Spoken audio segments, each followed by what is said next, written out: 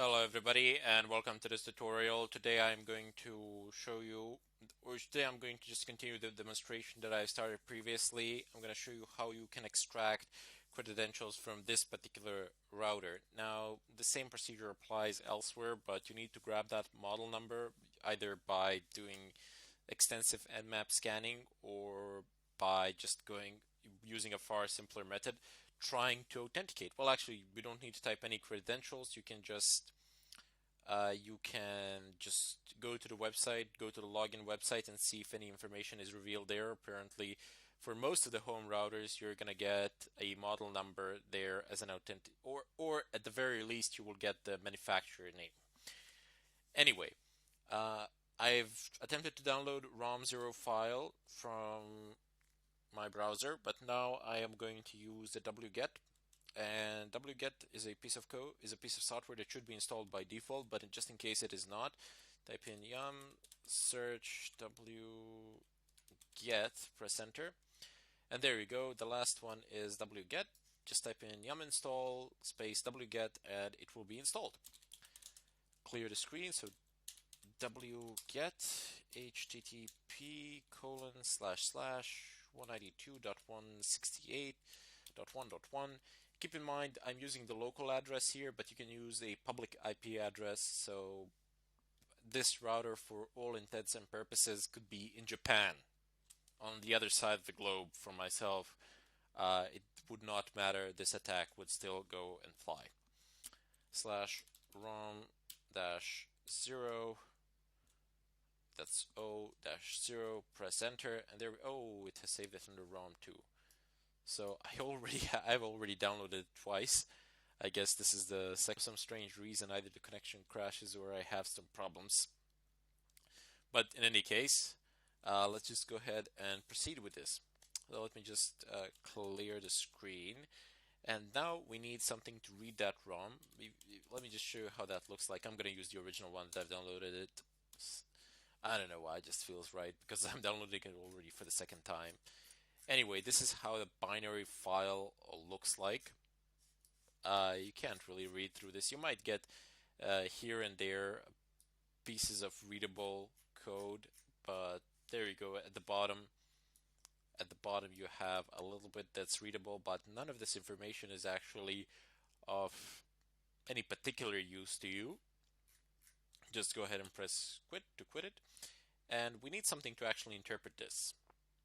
In order for us to interpret this, I have a bunch of websites here that I have opened for this purpose. And you see here you have ZT, TP-Link, Zin, OS, Huawei, ROM0 configuration, decompressor. So this will make the file readable. In short, you can just go ahead and copy this script into a file, and now I want you to do this on your own. If you fail to do it, feel free to post it in the question section. I will be more than happy to explain it to you how. Here's a bit of a hint. You need to just copy this text into a text file. That text file must have an extension of .py, and you must make it executable. So chmod space +x and the name of the file then follows. This is the format of the file. So ls.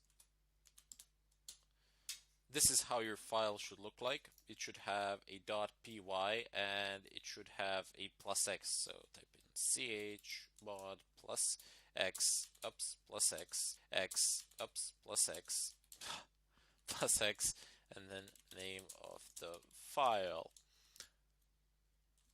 Just clear the screen. ZTE rom reader.py ROM0, press enter, and there we go. It actually just reads right through it, and it makes it readable, and it makes it it converts it to a human readable form, you can put it so. But it doesn't actually bother to go through the whole file to give us the contents of the whole file. It's mainly concerned is with the password for the router. So you have it here. Usually these things are the password, and there you go here, and then you have the password alone. So router password is 263297.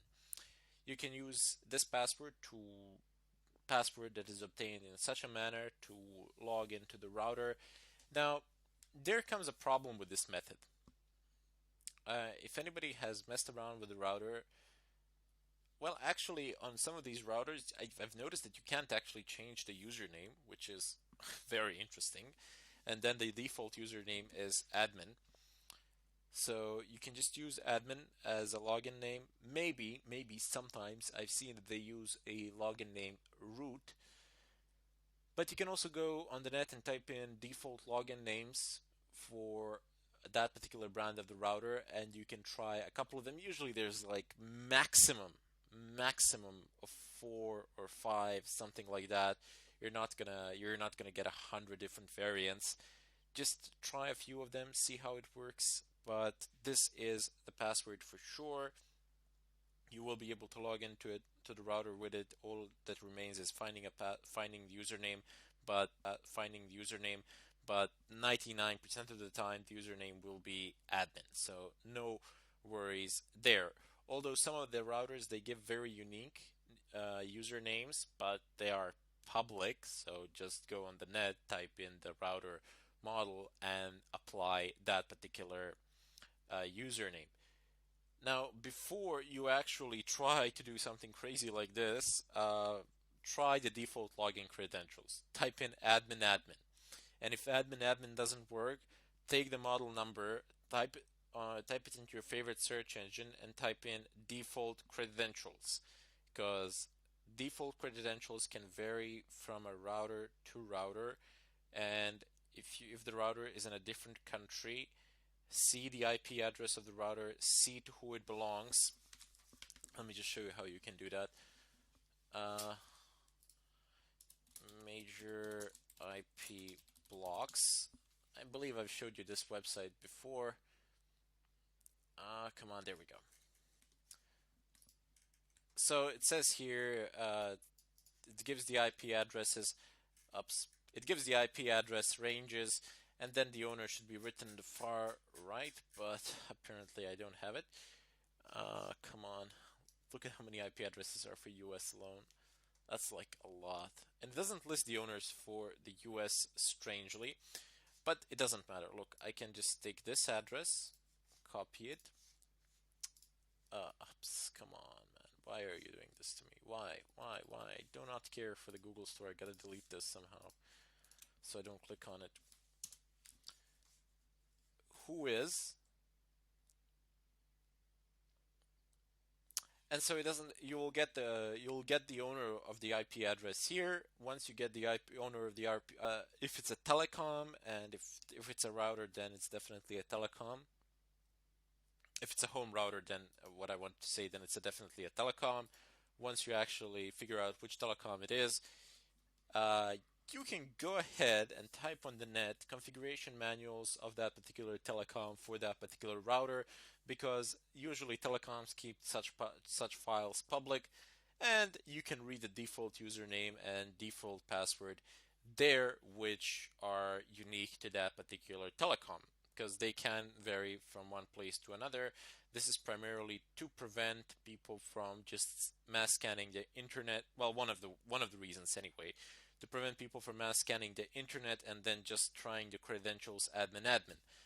They still have default credentials, they're just not admin, so a lot of the scripts will actually fail to authenticate against them.